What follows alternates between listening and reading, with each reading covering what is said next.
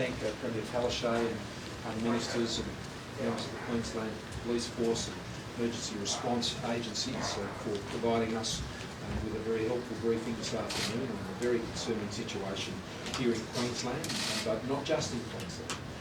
The weather event that we're seeing here in Queensland is likely to move south.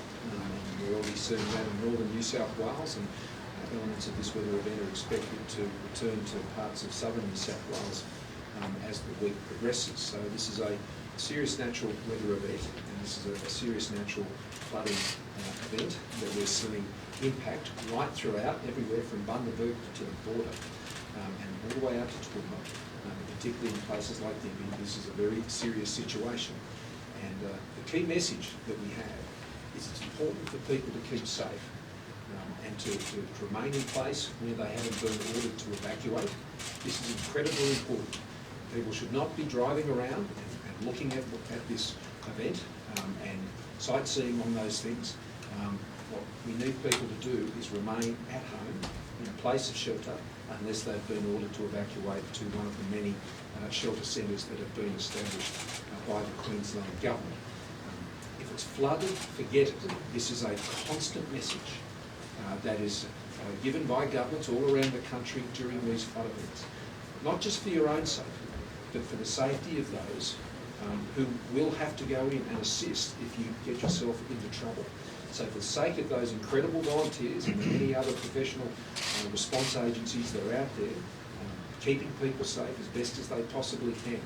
Those resources are needed to get to those who are going to need them in significant circumstances. And so we ask everyone to remain at home, to remain safe. It's going to be a very anxious night here in Brisbane as we see the rain continue to fall and the impact of this flooding event continue to have its way right across the city and right across the metropolitan area, and reaching into all the creeks and the inundation of homes that we will see.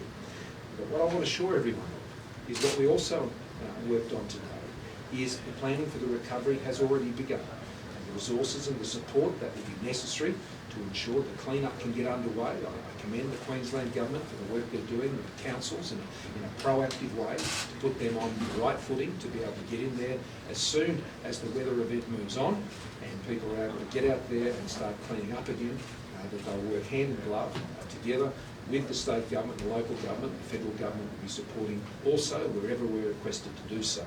So far, the federal government has responded to every request that has been made of us. And in particular, I want to commend the work of the Australian Defence Force, and particularly those involved with the two Australian Army MRH-90 Taipan helicopters, which have been very essential for many rescue operations. In fact, 3 lives were saved yesterday as a direct result of their actions.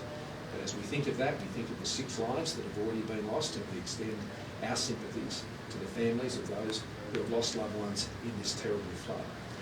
And we also had one additional person who was missing, and we fear for their safety, and we don't want to see additional people added to this terrible loss of life that we've seen already. The way to avoid that is for people to remain safe, to remain at home, and to get to a place of safety where they've been instructed to do so. Emergency Management Australia, together with the Defence Forces, have been in the very room I've just left right from the outset of these floods, and working closely together to ensure the best of the work that comes from the Bureau of Meteorology and others is fed into the command centre here, and the best possible responses can be put in place.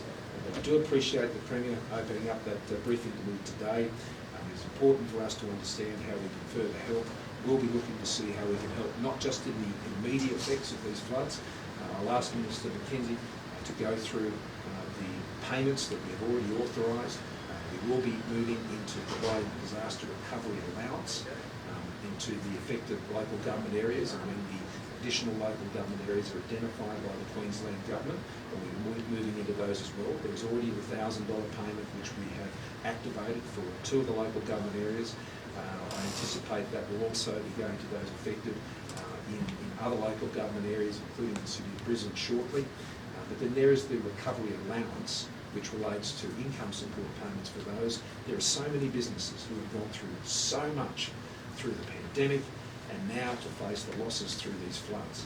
and we'll be standing with them, just as we have through the many other things they've had to go through over these last couple of years, and those disaster recovery allowance payments that are made by the federal government will be able to support them in those areas, and further support payments will be assessed once we get through the immediate impact of the flood events themselves. So with that, I'll hand over to Minister Mackenzie.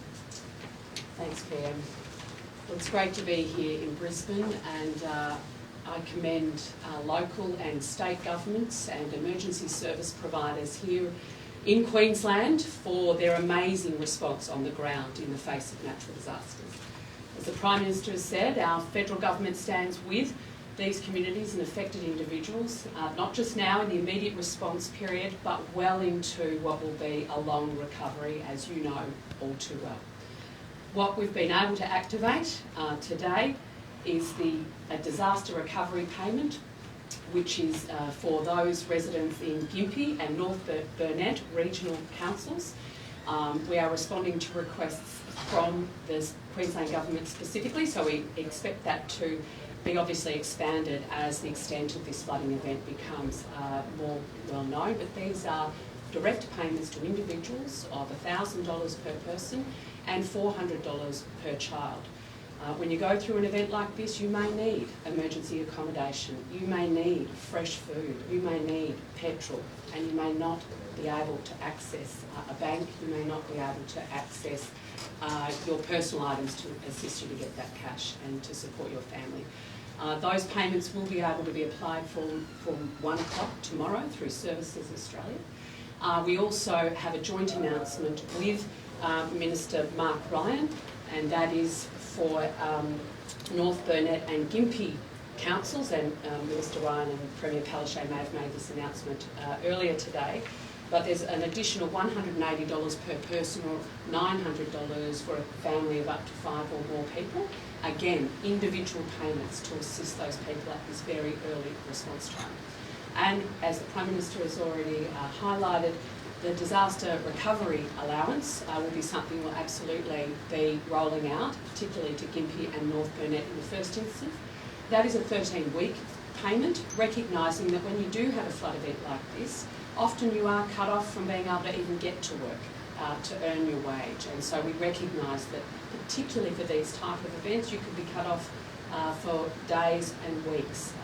And so this payment is to actually support those people, individuals, as the workers, or indeed small business owners who may need this particular payment. Gympie is a classic case in point. This town is split into 3 as a result of the rise of the Mary River, and there will be many, many people who'd love to get to their work or open their business who will be unable to as a result of that inundation. I also look after Emergency Management Australia, and they have activated the ComDis plan, which means we've been able to get 2 Taipan helicopters to this state, and they've been doing some great work on the ground over the recent period, and I know that will continue. And we've just recently released some ADF aerial capacity to do mapping to make sure that the data we're getting from local council flood maps matches the reality on the ground. And that's going to help us not just now in how we deal with the flow and where it's heading and its impact further downstream, but also the next event. I think that's one of the great changes we're making in our response to disaster recovery at a federal, at state and local level is, yes, we're focused on the response, but we live in Australia, these events are going to occur again, as you in Queensland know all too well, and we need to be better prepared for the next time. So we're already looking at how that can happen. But we stand with you all.